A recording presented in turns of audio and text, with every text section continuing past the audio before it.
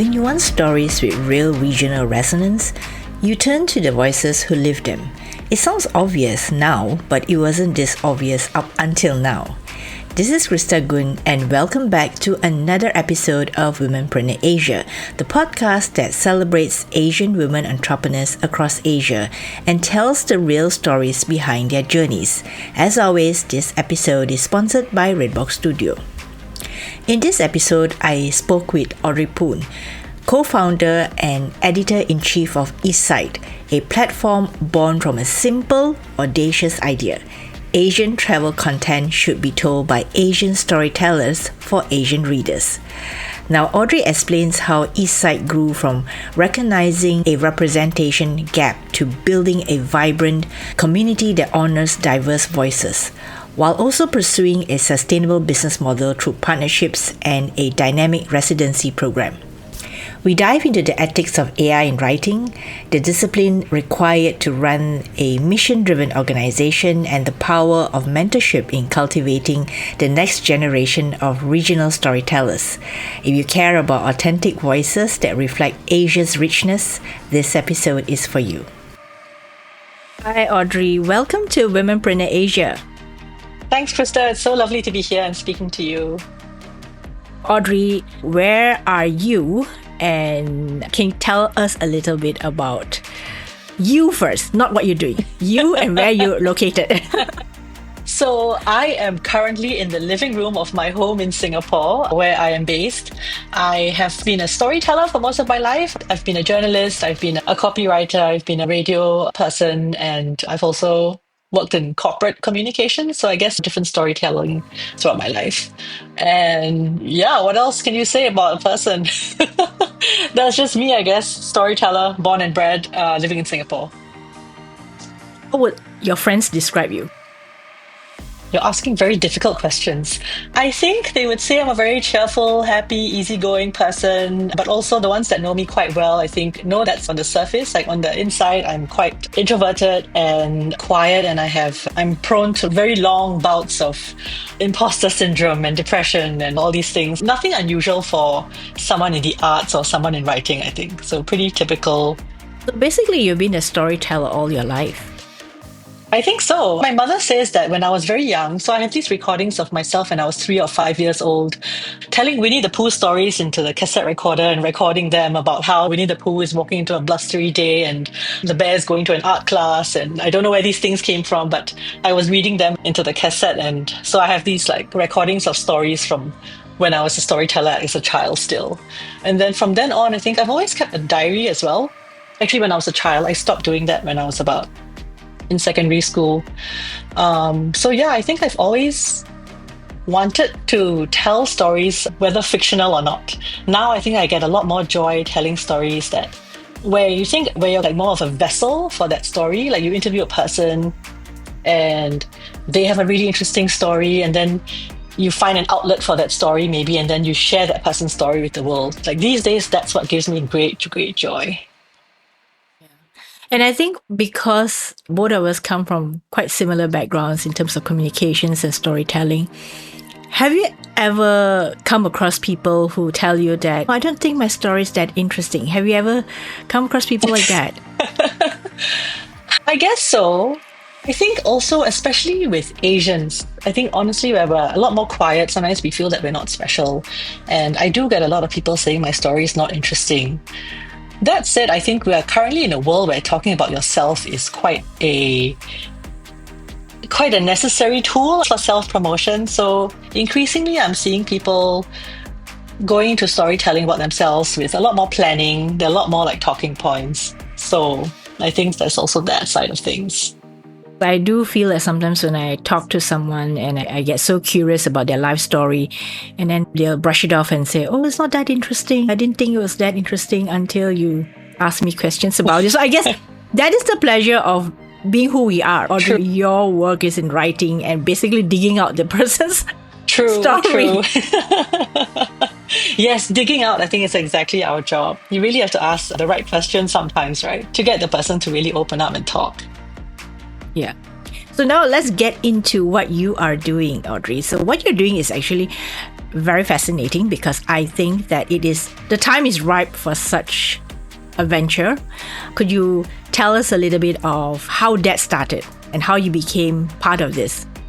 I find it interesting because it runs so parallel with your path as well, with how you started Womenpreneur Asia. So very much like you, I think I've been in stories, especially travel stories, over the past 20 years. And over that time, I think Asia as a region started to rise as a focus region for travel for people from both like inside the region who want to travel intra-Asia, people who want to travel domestically, as well as people from Europe and America who are looking towards Asia as a interesting and colorful and exotic place to go to. So Asia started to rise, and then I realized that a lot of the international publications that are talking about Asia, so many of them had great Asian stories, but many of them were told from the perspective of non-Asians. So there was always a gap between who's actually living here and being in this region versus who is actually telling the stories. And sometimes there would be these trend stories that would talk about this new trend and this new happening, but really from a perspective of someone living here or someone who's immersed in the culture and all that. It's not quite the same as what in our perspective would be here. So then I thought, that's strange. Like, why is there no platform talking about Asian travel content by the people who own the region, the Asian storytellers? Did some research, couldn't find anything. So decided to start it with my co-founder, who is a travel photographer, Lorraine Ishak. And she also came to the same realization after 20 years of work that, hang on, where's the representation here? So yeah, that's kind of it. We developed it for about 3-4 months in 2025, and then we launched it at the end of June. And here we are now, I think 8 months down the road, still alive. So when you first had this idea and you roped in your friend to start this with you, were there any doubts going through your mind? Or I understand the mission. The mission is really clear. It's like Asian travel stories by Asians for Asians. But were there any doubts or were there any like second guessing? I don't know how. Do you go out there and have any conversations with people? Okay, just to wind that back a little bit where you said when you recruited my friend Lorraine. So the interesting part about this is that I didn't know her when we first started this thing together. I had actually contacted her partner to see if he wanted to be part of a storyteller for the platform. And he brought her along, and it came to light that we both had the same perspective. We both wanted to start something similar. So that's how we got together and started it. And then in terms of the challenges and what we were thinking and any kind of concerns going into it, it's funny to think about that now. But I think at the start, even the whole concept of Asian travel content by Asian storytellers, it scared me a bit to put that out there, because I was thinking am I excluding people? Does it sound very tribalist kind of thing? So I sounded out a few people, and it's so common these days to talk in a very PC way about these things, right? I was thinking whether I should reframe the whole slogan. But then a few friends were like, that's actually the selling point. You're just stating a fact. Why not just go into it and say it? So we went into it with that statement. We are Asian travel content by Asian storytellers. And I think over time, that's become clearer and clearer in our heads. And now when I think about it, I'm like, what was I worried? It's just a fact. There's nothing discriminatory or segregatory about it as well. So I think that was the main concern, and I think we are over that now. I think the other main concern was starting up this business as a first-time entrepreneur, having no business head at all, having no experience with numbers and accounting and IT and stuff. So that was really a baptism of fire. Just had to really dive into it and try and learn. I'm definitely still learning along the way. I'm still trying to figure out what's the best accounting software to use. How do I organize a system where people get paid and I don't miss out on dates and stuff? So it's all these little things that has been a real journey. Yeah, you grow along the way, and I'm quite grateful for that. And as you mentioned, a baptism of fire experience, being an entrepreneur, do you like it? Of course, it's 8 months, right? It's 8 months experience. How do you like it? I think for the most part, I really enjoy this whole doing so many different things at once. But then there are times when, because I've got these other freelance gigs as well to keep Eastside going. And sometimes it just gets a lot, it becomes overwhelming. So I have those periods where I feel like it's tough to continue, but the part about being entrepreneur is that it's all on you, right? So you have no choice but to keep walking. So there are those moments, but I think it's also good training in trying to get over yourself and trying to just get on with life, I guess. And since you mentioned that, can I just ask, what is the business model of Eastside, if you don't mind sharing? Sure, of course. We have currently a very traditional model when it comes to content publishing. We are pursuing partnerships, sponsored content, that sort of thing. But we do intend to move into different aspects of business eventually, because content it's very hard to make money from content. So we need to come up with products to sell. And eventually, we're hoping there'll be experiences, there'll be events, and there'll be e-commerce as well. So this is just the beginning. It's just the beginning. I mean, anyone who wants to make money, content is definitely not the first step, but I feel it is the first step in building trust and building credibility with a brand. And if you want to build community as well, which is so important these days. So we are taking that first step by investing in building this kind of almost non-profit thing to create that community and build that authority and genuineness before we even move into other things. I think that is more important these days because there's so many things that come at you and it's all commercial. And while I know there is a time and place for commercial ventures, sometimes you just have to create the awareness. And which, of course, I saw that you did an AMA on Reddit. Yes. Very interesting. Putting yourself out there, things you wouldn't normally do, like this podcast. Yeah. Yeah, which is very interesting, right? Did you have to do this in the past? No, but because right now you are running Eastside and you have to get the word out about Eastside. I guess, in the past you have a choice. Now you don't have a choice to do it. But I also noticed that Eastside became a Reddit publishing partner. How did that happen? Was that a very proactive work of yours?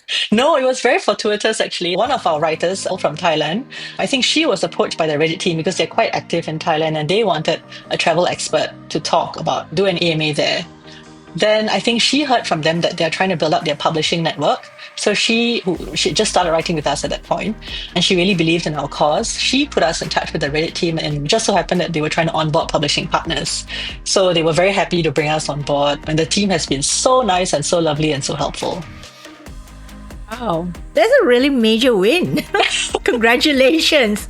Because there really is a huge crowd there, right, on Reddit. I feel so too, but it's also a learning experience because the kind of information that has a place on Reddit is very different from the kind of information you might put out on Instagram or on a content platform like a media publishing platform. So we're still also trying to figure out what works for us, what doesn't, and how we can harness Reddit's partnerships with Google, for example, to appear in search overviews and stuff. It's a whole different content model. So now tell me a little bit about Eastside. Tell me about what's brewing and what you're doing or what you want it to be. Oh, very big dream. I guess what we really want is for it to become Asia's travel community and I guess help to... I think there's now two things. One is a few groups of people are now starting to travel differently. People want more meaning. People don't want to do that whole checkbox traveling anymore. I think it's a small group and it will eventually get bigger. And then also you see the over-tourism in so many different countries. Japan stopping a Fuji festival because people crash their toilets at their homes. All these different things that points towards a picture of how we should be traveling differently. And then in terms of Asia is so rich and different sorts of experiences everywhere, and yet everybody's going to these same cities. So why? I think I'm someone who enjoys the off-the-beaten-track kind of travel, and I really see beauty in the sort of mundane and everyday and smaller towns and stuff. So I think the mission here is to share the joy of going off the usual track with other people, to go to a different place. That's why I think our mission is also using local writers to write about local places, because you're not someone who's just there and discovering things as you go along. You are able to imbue your stories with the why of things, the meaning of what this means to you after being there for so many years. Why is it special to the people living there? I think it's what inspired me as a child growing up, reading all these travel books, and that lead to then you imagining what a place is like. because someone has given you so much meaning into it. And I'm hoping like with this project, with Eastside, people will do the same. And also I think in terms of how people read, we are also trying to shape our stories a little bit differently. They're more emotional, they're more like easy to read, they're almost a little bit like fiction in a way, because they're talking about people's experiences. So hoping that will also encourage people to make it easier for people to discover more places, feel more for the places, and then eventually go to these different places and get a whole new perspective. I feel there's so much more, but hours, I'll stop there. Really, you have so much more, because I feel that it's very exciting. I mean, that I believe the same thing. Sometimes when I go to a place, I just want to go to a place and just sit there. Just sit. Not rushing from monument to monument, museum to museum, just to snap a couple of pictures and put it up and say, hey, I've been there. But I just want to go and talk to a local person, which has always been the way I travel anyway. I just take my own time. So my travel is terrible for most people who like to make the most out of travel, right? There are some people who just from morning to night, they have to go to 10 different places. For me, I'm like, I wake up and think, okay, what shall I do today? I don't feel like doing this. Therefore, I will just go and sit at the local coffee shop and not do anything. And that perhaps is the way I like to travel. But I like the fact that you are saying that this trend of taking time, being more conscious, is actually back in trend. Yeah, hopefully because because I think that also gives you better memories, or more special memories of a place, rather than high and by, let's do this and just finish it off and then just go to the next destination. Yeah. So you're onto something, Audrey. Hopefully. Thank you for the encouragement. It's a very long road ahead. Trying to get people to read again also is tough in itself, I think. Yeah. But don't forget, there are still people on Substack reading. That's true. And a lot of writers migrating there. But sometimes you feel, because we are in content and all that, it's quite a real fear sometimes that you're living in a silo. Like maybe the majority of people out there, like this is not what they want, this is not how they read, this is everything. But I guess you can't cater to everyone all the time anyway. You just gotta target people. Yeah. And you just gotta tell them that this is by Asian writers for Asian. Yeah. Which is the same thing like my podcast. I tell people I only feature Asian women entrepreneurs across Asia. But still, there are people who come and pitch me who are not Asian, and I have to tell them like nicely, but did you read? And I get that all the time. I also, on a couple of occasions, I've also, I would say, gotten bullied because of this statement. I think there was one person who emailed and said, surely you're not going to deny me a story because of the color of my skin. And I was like, okay, that already shows me that you're not on the same culture plane. Yeah. So it's interesting, right? It's like when we put up boundaries on what we want to do and what we don't want to do, suddenly you see that there are people who want to come in. Yeah, that's true. Which is great marketing anyway. But anyway, I just think that when you don't have such boundaries, people really don't care so much. But when you have these boundaries, people really do take it very seriously. Like, is it like why FOMO? are you discriminatory? It's probably like FOMO. It is probably like FOMO. Yeah. So in terms of writers, sorry. I was just training that you have to hold fast to your beliefs in that situation. Just a test of how much you want something. Yeah. And also, I think it's also time for Asians to reclaim what is really meant to be our Asian stories and Asian lives, right? And sometimes, as you said, if you never mention it, most of us read a travel article and really not look at the byline. We don't care who this person is. Telling us, is this person really in this region, in this place? Yeah, are they living the experience? Do they have that? Were they brought up with that same perspective? How do you know you can align with someone if you're not, if you don't know a bit more about them? And so now let's come to the part about writers. So I know Eastside accepts Asian writers who live in Asia. Yes. So is there any other criteria for people to write for you? No, we're actually open. We're actually very open to people without writing experience as well, who have maybe like samples of writing that they can send in. And I think the reason is that it's really about getting all these different perspectives. So if you're only keeping it to writers, the same people who are churning out stories for many other publications as well, then you won't be getting these different stories. So very open to people who are not professional writers, very open to younger writers who have not maybe had the opportunity to get published somewhere.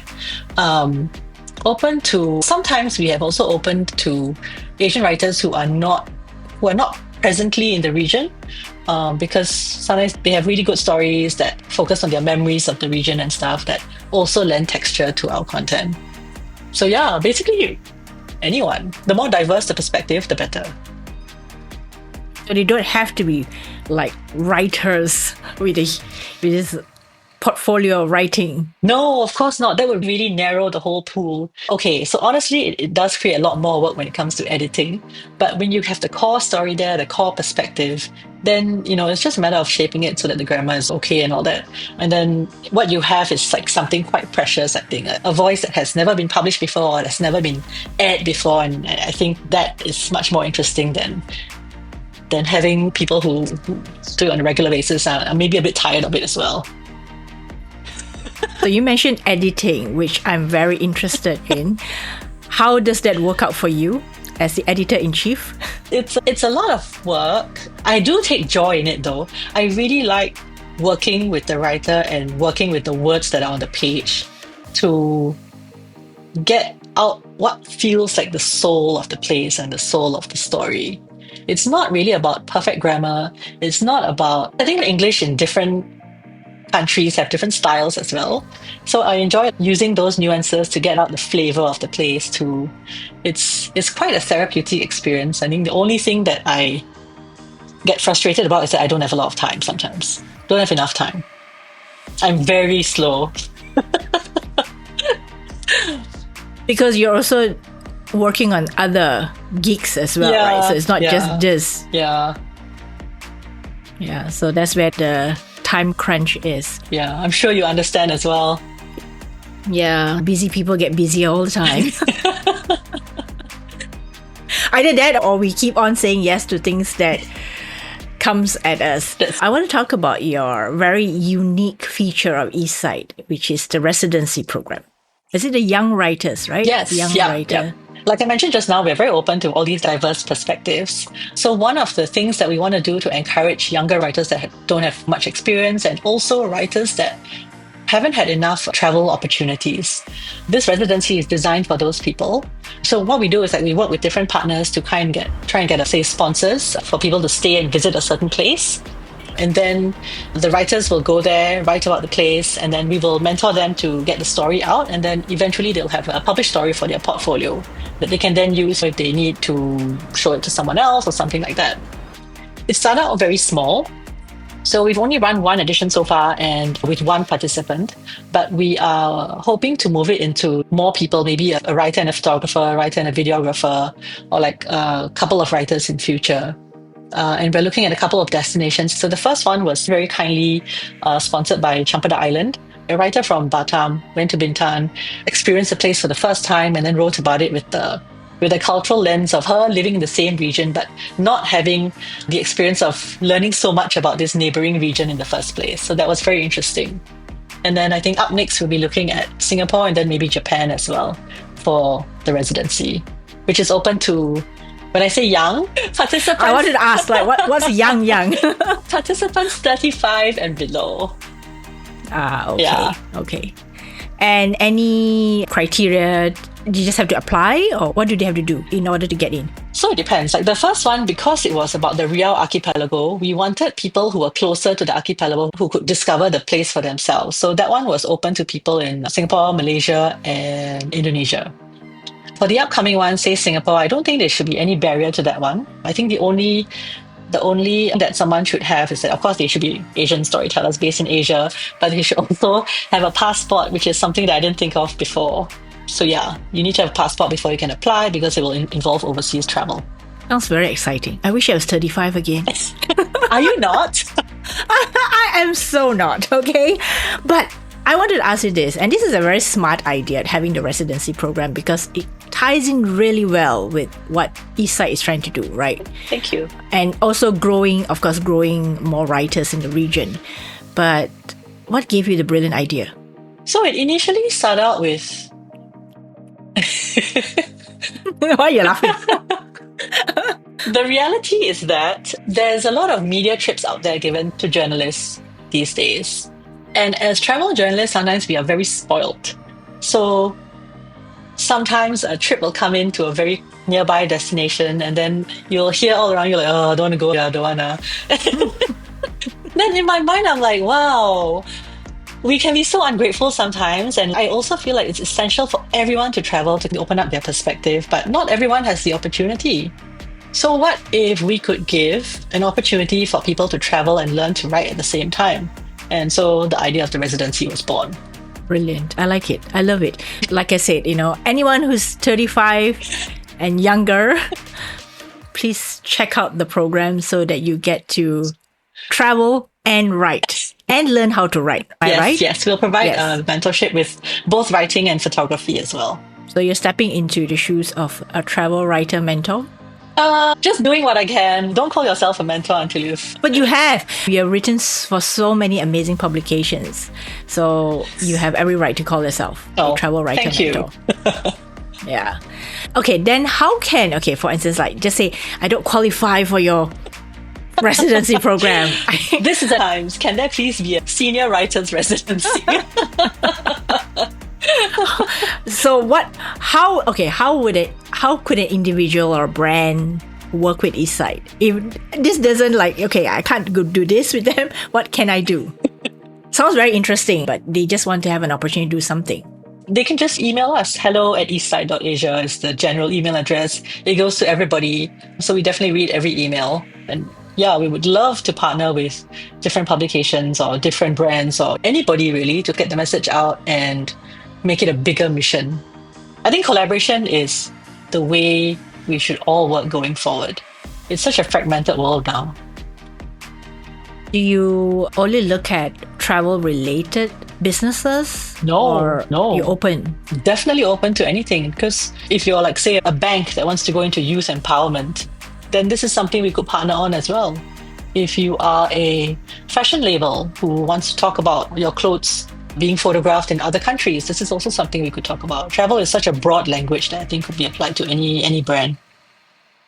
Yeah, that's very interesting. The kinds of interesting articles that could come out of that too. Yeah, right. Totally. Yeah. If you're listening to this podcast interview and you think that you want to do something with Eastside, please go ahead and contact Audrey. Now, I want to backtrack a little bit to you starting a business and you being in business since last year. What is the biggest challenge that you face working for yourself? Oh my gosh. On the very operational side, I would say it is all the admin that I have to handle because I have no head for admin. I just feel like nauseous when I think about admin. So it's really building those systems, getting around to it, answering all the nitty-gritty, organizing things so that I don't miss a step somewhere. I think that's it. I'm still struggling with that. I think a lot of the times that's why a lot of things get delayed because I'm really procrastinating on it. But I can see that it's also quite a tough thing. Admin is the last thing people want to do. And some people are so naturally good at it. They're so naturally organized. I'm really disorganized. So it's a big struggle for me. So I think you should hire a VA. What's a VA? A virtual assistant. So that, the person can work part-time for you and get all this nitty-gritty stuff that you don't want to dealt with. I will talk to you about this offline because I'm very uncertain about the virtual assistant thing because I feel like you have to do a lot more work along the way. Okay, definitely. We can have this offline conversation. But then again, my listeners will be thinking, what offline conversation is going to happen? That is actually an episode by itself, right? Yes. You should have an episode on virtual assistants alone. Like, I would like to know what the best ones are. Actually, I have someone who is in the business of training virtual assistants for business owners. Oh. Yeah, maybe I should get her on the podcast. Yes, please. I would totally listen to that. Because I think a lot of the times the we are now past that first stage of like AI where people were like wowed by the simple things it could do. And now it's embedded in so many people's lives. We're all actually working with it. And I think what we're realizing is that, okay, there's actually a lot of work involved. You have to put in the input to get the output that you want. It's not a free lunch. True. So, but virtual assistants are humans, so I guess it's easier to train them. Oh, they're human? Rather than... They're humans. I thought they were AI, sorry. They're human. They're not AI. They're not AI. So a virtual assistant is a human being who's working remotely for you and gets all your admin stuff done. Anything from invoicing to taking care of customer support. Yeah. Yeah. Okay, I guess something you should think of. Definitely, yes. Invoicing in itself is a huge headache for us because we commission so much, and then there's a whole bunch of invoices that have to be dealt with monthly as well. So that's a good idea. So you definitely check that out because I know there are people who do offer those services. So why are they called virtual assistants? They work virtually. But they're real. They're real people. They're real. They're real human beings, but they work virtually or remotely. And they help you get all the back end stuff settled because you don't want to work in the back end. Because some people like the front end work a lot, but when they come back, they really have no energy to deal with the back end work. Totally. Right? I feel that. Well, are they expensive? I don't think so. So I will definitely send you the link for my friend's business, and sounds good. Okay, cool. Yeah. See, besides being an interview, we're talking about virtual assistants as well. So now I want to ask you, what's the most heartwarming story you have edited? I know it's a bit tough because I know you have a lot of stories, but is there a real heartwarming story that you've not quite forgotten? Heartwarming. You're going to tell me every story is heartwarming on Eastside. Which, of course, yes. There are stories that have touched in different ways.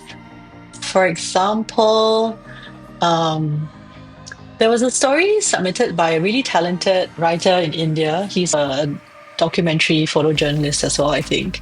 And he traveled to Varanasi, which is the holy city in India, and he documented what it was like to sit with the people in the death hostels. So the city is full of these places called death hostels where people go to die because they believe that if you die within this radius, you will you will not be reincarnated again. That's it for you. You will reach holiness or whatever it is. And so he documented the process of a family being there and just the day-to-day of like how they brought their grandmother to pass away there, and how with every day you don't feed the person, so they just waste away, they lie there breathing, and then you have to just get on with your own life as you live by them and take that time to accept death, I think. And I think in a country where euthanasia is not legalized, India, it is a way for people to take death into their own hands when they need to. So I found that a really stirring, emotional story. And he sent in some really emotional photos with it as well, which many of which we couldn't publish, but it was a really good read. I really was absorbed when I was reading it, and I feel like that's what I want readers to feel when they read these stories. So you get these moments of like just being lost for a couple of minutes. You are just in this story world, and you can forget like daily life around you. And I feel like that is what we achieve. Oh, that's what we aim for with each story. So that was one of the ones that I remember most. It must be quite moving. Yeah. Because it's not easy to write about dying. Yes. But there was something about the process, because I think it was a ritual and it was accepted, that made it easier for the people, the families who were there, to understand what they were moving towards and how to accept it eventually. I think that would be a very stirring read. I'll send it to you after this. Yeah, oh my God. That sounds like something that you have to take time out for, just to read it and understand. That's true. Yeah. Yeah. Okay, that's the heartwarming part of it. But what about you? You're a travel writer. You've been writing and traveling. Can you remember your first ever memory of travel? Oh, first memory of travel. So I'm very lucky in the sense that, so my dad used to work for an airline. Oh, yes. okay. Lucky you. So I've been traveling since the age of 1. Every year we would go on a holiday. And so I don't remember that very first trip, but I have so many memories of childhood trips along the way. And I think that's also what inspired me to try and inspire people with travel and stories. If you're talking about work trips that I remember, there was a fantastic trip to Turkey a very long time ago, where we sat in hot air balloons. We went to a vineyard for a barbecue. I went to a cave disco with some of the guys, the local guys there. It was really fun. It was literally in a cave, disco balls and everything. So that was nice. Another trip was, went to a mud festival in Korea, where people were there to basically like wrestle with mud.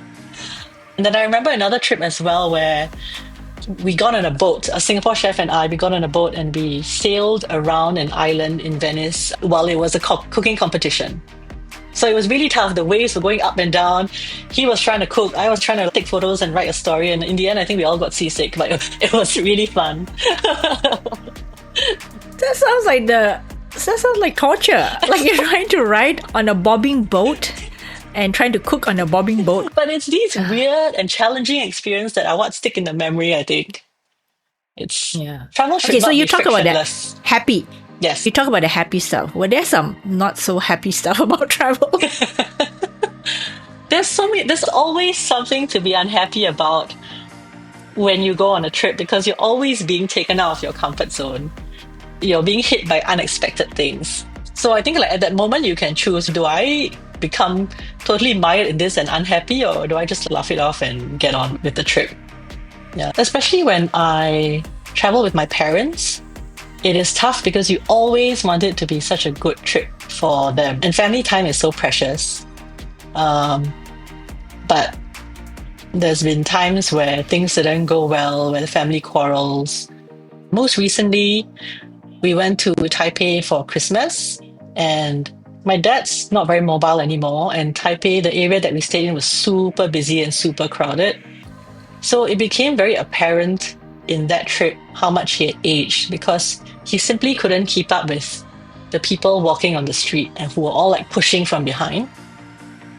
So for me, that was a bit of a sad trip lah. Yeah, it's true actually. I think sometimes when we think of travel, we all assume that everyone is mobile, everyone is able to walk or enjoy the sights that we enjoy. But like I was telling you before we hit record, right, is even if it's a short trip for my dad, it's also difficult because when you're not very good on your feet and walking is not the thing that you want to do, all this walking and getting into planes and getting out of planes, it does make people unhappy. It's true, especially when they don't want it themselves. I think also like when it comes to trip planning, there's so often we think about ourselves, where we want to go, what's fun for us. But then when you think about the other things, simple things like, is an area too fast-paced for someone, or does this place have stairs or lifts? I think that's the part that we don't think about often enough, like when it comes to other people planning for trips. There's an idea for you, Audrey. You can write about senior travel. You can have one specific segment or section for like, how do you plan trips with your parents? Of course, elderly parents. And I also always struggle with this. Whenever I'm planning a family trip, it's different from a trip with my husband. Because so many things have to be taken into account. Like plenty of pit stops to rest. Plenty of eating time, snack time, plenty of toilet breaks so that people don't get grumpy. Yes. People get grumpy when they can't find a toilet. I feel like you might be better placed to write the story. Would you like to write it for Eastside? Okay, right. I think senior travel is also on the rise. Yes, for sure. Yeah, people have more disposable income. They want to travel. Those who can, but of course, as age catches up with people, you'll have health issues, right? Yeah, health issues. You can't do the 10,000 step trek somewhere. You have to take it easy. Otherwise, you come back all aches and pains and all that. Yeah. So you see, I've discovered a little niche for you, a niche within a niche. I shall rely on you to build out that niche. But I do have friends who would really appreciate that, because I think there are some people who think that right now they can't travel or they don't want to travel. And also travel insurance gets more expensive the older you are. Yes, that's true. All the boring practical stuff of travel. Yeah. So in your case, I want to ask you this, but I know it's, after all, we talked about, right? But what's one myth? Maybe you can have more than one myth, but what's one myth that you like to debunk about travel writing? That you're actually traveling a lot while you're writing. When you go on a travel writing trip, most of the time you're like taking notes, capturing all you can, like info loading when you're outside. And the moment you are back in your room, you're like working on whatever story you were working on before. So there isn't actually a lot of room to like breathe and actually absorb the place. That's the reality of a lot of travel writing. Another myth is that it is glamorous. I think it is a very good opportunity. It is a fantastic lifestyle. But the reality is that it also doesn't pay. A lot of it, the rates have not changed in 20 years, at least in Singapore. So it's something that I think it's a good thing to do if you want to step out of your corporate work for a while and fulfill life that way. But to do it full time as a freelancer is pretty challenging if you don't have a good network. Which means that you have to also build a network while you're doing your travel writing. Exactly. If you're taking notes while you're in a place, do you actually get to enjoy it? Or is it like 50-50? You're enjoying it, but you're also, at the back of your mind, you think, okay, it's work. I have to write after this. I have to write something about this place. I think you're enjoying it in the sense that you are in a different environment. You are appreciating all these things around you, but you're not able to relax as you would on a holiday to really let it all seep in, because there is this, okay, what detail am I missing right now? Who is this person that I should be speaking to? Am I missing any questions right now? What should I be asking?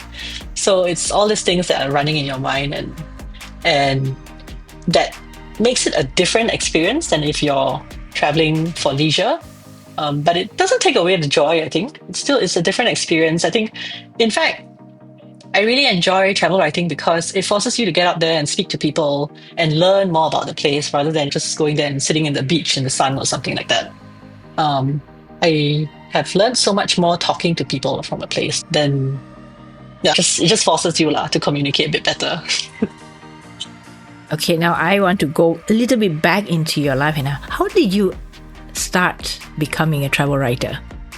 So one of my first jobs, I was a sub-editor for this newspaper called Today in Singapore. And like many other publishers, they use like these media trips would come in and they would distribute them among the reporters and sub-editors and stuff, so that it's like a perk to your job. So I got handed out a few. I think those are my first travel stories. And my editor said that they enjoyed what I wrote. So I think just from there, I built up a small portfolio. And eventually, when I was networking with different people and PR agencies and stuff, having this portfolio helped. Someone recommended me to an international publisher. And then from there, I started writing for Traveller and Time and all these things as well. I think word spreads, and you just have to keep on working at it. I think the networking is important, but it's not just the writing alone. It is being kind and polite to people. It is meeting your deadlines on time all the time. There's no extensions, that kind of thing. Being easy and efficient to work with. I think people appreciate that too. So I think it's all these different things that I've kept in mind all these years to try and get me the next job and the next job and the next job. And I guess it gets easier as your portfolio grows. No? Am I not right? I thought it gets easier as your portfolio grows. Okay, that's one myth, right? That is definitely one myth. So first, it does share. Spill the tea. It does not get easier, especially these days, because there are now so many writers out there pitching stories. It's hard to even get a reply from editors that you know, that you've already made contact with. So first of all, you have to deal with a lot of rejection. That's one of the biggest things. And then it never gets easier in terms of writing the story as well, because every publication that you get, big or small, there's always a pressure for you to maintain the reputation that you had like all those years. So it's just a very big stressful thing each time I start writing a story because I'm like, I need to do this. I need to do this better. Yeah. Yeah. If anything, I think it just gets harder and harder, especially like at this age. I'm in my 40s now, and there's a lot of permanent brain fog. I can't remember a lot of things. I keep needing to write things down and like even the smallest things to remember them. Details that I would have remembered last time in terms of a place and stuff. Now, like when you think about a trip, I can't remember like something as big as like maybe landing in a specific airport. I can't remember the airport at all. So it's all juggling all these things as well. It just gets harder and harder. Okay, now which brings me to this elephant in the room I have to talk about. AI. Oh, yes. AI and writing. Yes. How do you deal with it? Or, okay, because you also get writers writing for Eastside. So where's the balance and how do you detect if they're overusing AI? I use AI a lot, so I can definitely see when someone has used AI to write a story or a pitch. I think there's a place for it for specific things that you don't need a style or human tone or something. You just need to be efficient, corporate writing or whatever. Feel free to use that. I see writers a lot using it increasingly in their pitches when they send it over. So they'll come up with 2 or 3 paragraphs that is obviously written by AI and then pitch the story. I don't know if I agree with that because for me, it just feels, okay, you've not put in the work to write in a proper pitch. If this is your style of writing and your style of writing is so similar to AI, then I'm not going to commission you. So there is that as well. So I think it's really about weighing where to use AI and where not to use AI. In terms of Eastside, we definitely 100% do not use AI content because the whole point is to sound human, right? With the slow content and stuff. That's a big no-no. That's it. Sometimes the software that we use has flagged that, okay, this story is like full of AI. And then when I look at it, I know for a fact that the person did not use AI to write it because maybe we rewrote a large part of it as well. So, like everybody says, I think it's a pretty uncertain, don't know about the direction that AI is going to take and where it will go, but the function for it right now, I think keep it to the right boxes and you'll be okay. This is a tough one, right? I have faith in humanity. I have faith that we'll come to our senses again when it comes to human writing for the right things. I also believe that it's just a cycle. Sooner or later, we'll come back to our senses and we'll realize that, I really need a human to write this rather than AI. AI is good for other things. Yes, for sure. Like a company presentation or report. No problem there. Yeah, or a slide deck. Yeah. or you and I are just living in a silo and we are all wrong. Not really, but I still feel that somehow the very thing that makes us who we are is actually the fact that we all have all this being human, this humanity about us, that no matter how AI will not be able to replicate, even if they tried to very hard, but they wouldn't be able to replicate it because humans are humans, right? So I hope really that there will be a time when humans come back to the sense thing, I need to read. These days, I saw someone putting this out there, right? Human-generated content that prefaces their article or their writing to show you that that's me, okay? Yes. Not AI writing it. So finally, one question before we get to the last question is, what are your hopes for yourself? Actually, not so much for Eastside, but what are your hopes for yourself like 1 to 3 years from now? Because you're on this journey, you're doing this for a lot of reasons, but I think main reason is you want to make sure that our stories remain authentic, remain real to the region and to the people of this region. So what are your hopes for yourself in the next 1 to 3 years? 1 to 3 years is a long time. Maybe 1 to 2 years, or maybe the next year. At the rate things are going. I hope things are not that. I hope I'm still sane. I hope I'm not burned out. That's the main thing. And I hope that a lot more partners and brands will come on board with us and believe in the cause and support us in this mission that we're trying to do, which you so eloquently articulated just now. Yeah, I just really hope that we're going to come together as a region and support our own community travelers and storytellers. That's it. support you on your mission, Audrey.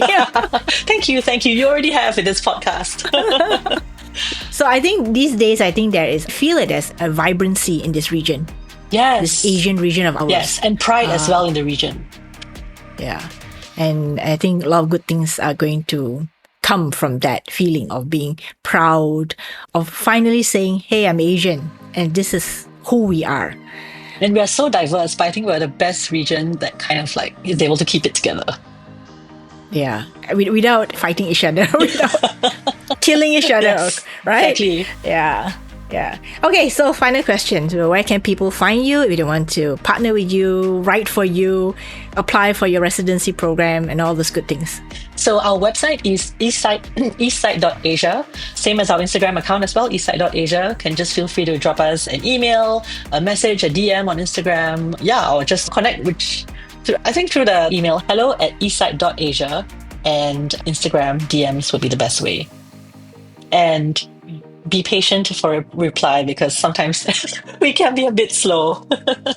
But at least you do reply. Yes, we do reply definitely for partnerships. Sometimes we get lots and lots of like writer pitches, and the reality is that we can't answer all of them. So unfortunately, some of those go unanswered. And I feel really bad about it because when I came on board, I was like, I need to reply every single email. But then it just became not possible. So yeah, I guess it's a happy problem as well that people are sending us a lot of story ideas. But I apologize in advance to everybody that we can't get back to. So thank you, Audrey. It has been a very interesting interview. I enjoyed digging through your brain for the nuggets of knowledge and wisdom. And is there anything you'd like to say before we end this podcast? No, not at all. I just want to say that I really enjoyed your podcast, and I was looking forward to speaking to you because you're such a kind and a comforting person to speak to. So thank you again for this opportunity, and I think the best to other women entrepreneurs out there in Asia too. Well, thank you so much, Audrey. I'll definitely look forward to more good things from Eastside.asia. Thank you. What I love about Audrey's story is that it parallels so much of my own work with this podcast. While her medium is in the form of the written word and mine is in the form of audio, our storytelling isn't that much different. We believe that our Asian region offers so much, and we are inherently proud of our countries and our region. Our complexity and culturally captivating people and stories are worth sharing. Audrey's journey shows that regional storytelling thrives when we combine courage with care and risk-taking that serves a greater good, and a commitment in keeping humanity at the center of every story. As always, here is my question for you. How will you ensure your brand voice stays true to its community while inviting fresh perspectives? If you've enjoyed this episode, remember to get the full show notes at womenpreneurasia.com and subscribe to our podcast wherever you find amazing podcasts. This is Krista Gun, and I will see you next Friday for more conversations with women entrepreneurs across Asia.